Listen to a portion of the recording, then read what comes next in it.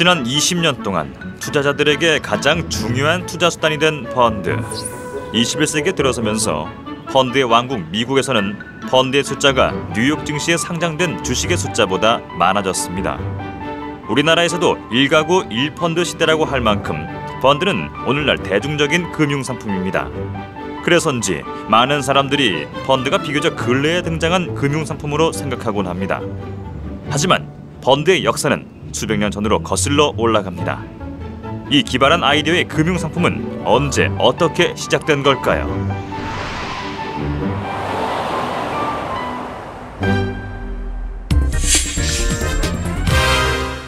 17세기 아시아와 유럽을 잇는 해상무역의 발전은 유럽 전역에 엄청난 변화를 불러왔습니다. 그리고 그 중심에 네덜란드가 있었습니다. 네덜란드의 수도 암스테르담은 당시 전 세계 금융의 중심이었고 세계에서 가장 부유한 도시였습니다. 역사가들이 네덜란드 황금기라고 부르는 바로 그 시기입니다. 세계 최초의 중앙은행이라고 할 수 있는 암스테르담 은행이 세워졌고 세계 최초의 주식회사인 네덜란드 동인도 회사도 이때 만들어졌습니다. 당시 암스테르담 증권거래소에서는 100여 종목 이상의 주식이 정기적으로 거래되었고 대중들은 주요 주식들의 주가를 중개인의 증권 시세표나 증권 소식지를 통해 접할 수 있었습니다. 이렇게 보면 요즘의 주식시장과 별반 다르지 않지요. 제가 서 있는 곳이 바로 암스테르담 증권거래소인데요. 이 증권거래소에서는 네덜란드 정부와 외국 정부가 발행한 채권이 대량으로 거래되고 있었습니다. 영국, 프랑스, 러시아 등 외국의 정부들은 비교적 싼 금리로 돈을 빌리기 위해 암스테르담 증권시장에 왔습니다. 또 주식도 활발하게 거래되고 있었는데요. 가장 많이 거래되는 주식으로는 네덜란드 동인도 회사, 서인도 회사, 영국 동인도 회사, 영국은행, 사우스시 컴퍼니 등이 있었습니다. 다른 증권으로는 플랜테이션론이 있었는데 이 채권은 네덜란드의 동인도 식민지에서 플랜테이션을 경영하고 있는 이주자들에게 빌려준 모기지론을 담보로 상인, 금융업자들이 발행한 모기지 담보부 증권이었습니다. 그런데 1700년대 중반 이 암스테르담 금융시장에 심각한 위기가 발생합니다. 그리고 그 위기를 기회로 만든 한 사람에 의해 금융의 역사가 다시 쓰여지기 시작합니다. 위기는 암스테르담 증권거래소의 주요 고객이었던 영국에서 시작됐습니다. 1700년대 중반 영국 동인도 회사는 멀리 떨어진 식민지에서의 수입을 더 올리기 위해 영국의 은행들로부터 많은 돈을 빌렸습니다. 1770년대가 되자 이 회사의 재정 문제가 불거지기 시작했습니다. 동시에 북아메리카 식민지의 불안으로 수입이 줄어들고 비용이 늘어나자 영국의 국고도 줄어들었습니다.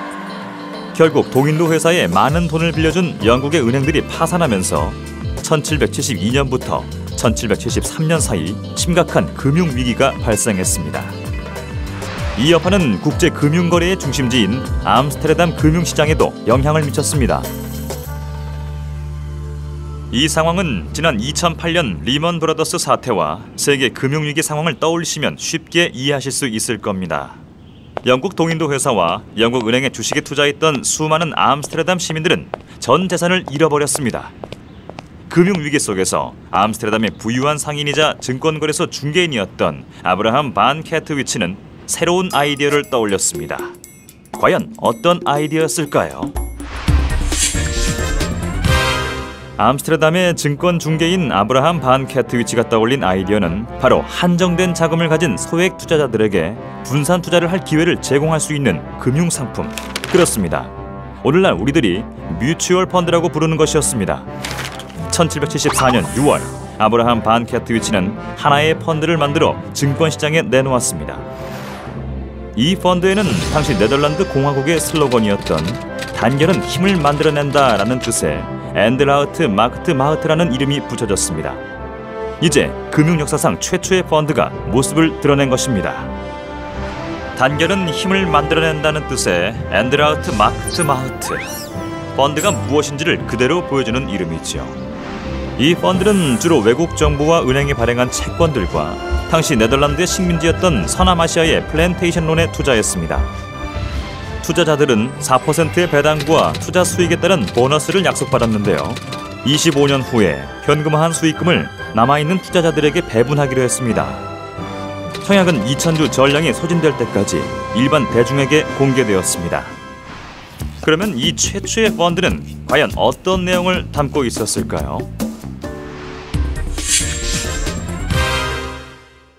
이 펀드의 투자자들에게는 포트폴리오 구성의 세부 자료, 운용 수수료, 청산 정책 등 17개의 조항을 담은 프로스펙투스라는 투자 설명서가 제공됐습니다. 투자 설명서 제1조에는 투자 정책을 감독할 사람을 정하고 펀드를 상시적으로 운용하는 운용자로 중개인 아브라함 반 캐트위치를 명시해 놓았습니다. 반 캐트위치가 바로 펀드 매니저였던 셈인데요. 투자 설명서에는 반 캐트위치가 매년 운용 보고서를 이해관계를 가진 모든 사람들에게 공개하도록 했습니다.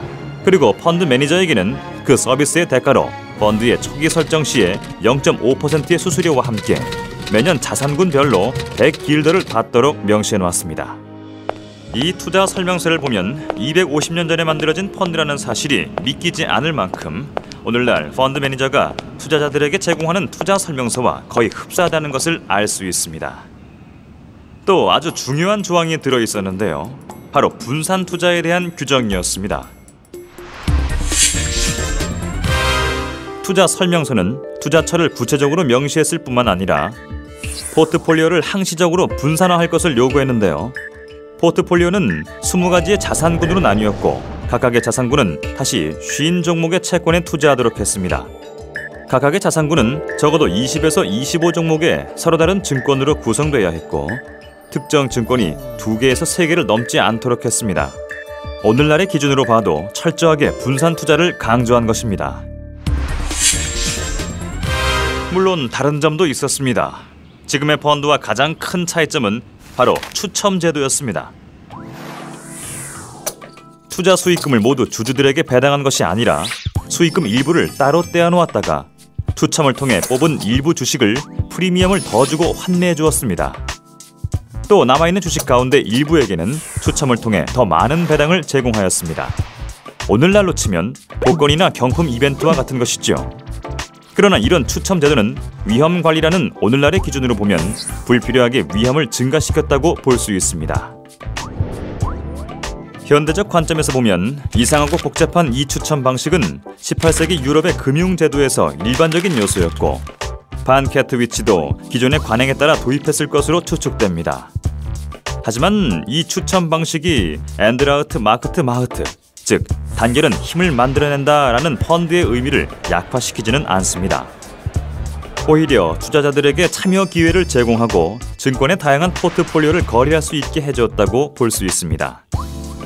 투자 설명서에서 투자 정책을 엄격하게 정해놓은 것을 보면 반 캐트위치가 자산 운용 테크닉보다는 분산화된 포트폴리오와 투자 원칙만으로 투자자들에게 호소했던 것으로 보입니다. 1772년에서 1773년의 영국발 금융위기가 암스테르담으로 확대되자 증권 중개인인 반 캐트위치는 그의 고객들 사이에 존재하는 분산 투자의 정서를 감지했을 것입니다. 반 캐트위치가 만든 후속 펀드들도 소액 투자자들에게 분산 투자의 장점을 부각시켰는데요. 결국 1772년에서 73년 금융위기는 이렇게 펀드라는 새로운 금융상품을 탄생시킨 계기가 됐습니다. 위기는 또 다른 기회였던 셈이죠. 그런데 당초 계획대로라면 이 최초의 펀드는 25년 후 최종 배분이 이루어지게 됩니다. 그때까지 이 펀드는 성공할 수 있었을까요? 25년 후 투자자들에게 돌아갈 수익은 또 얼마나 됐을까요? 다음 시간에는 앤드라우트 마크트 마흐트를 비롯한 초기 펀드들의 운영에 대해 알아보겠습니다.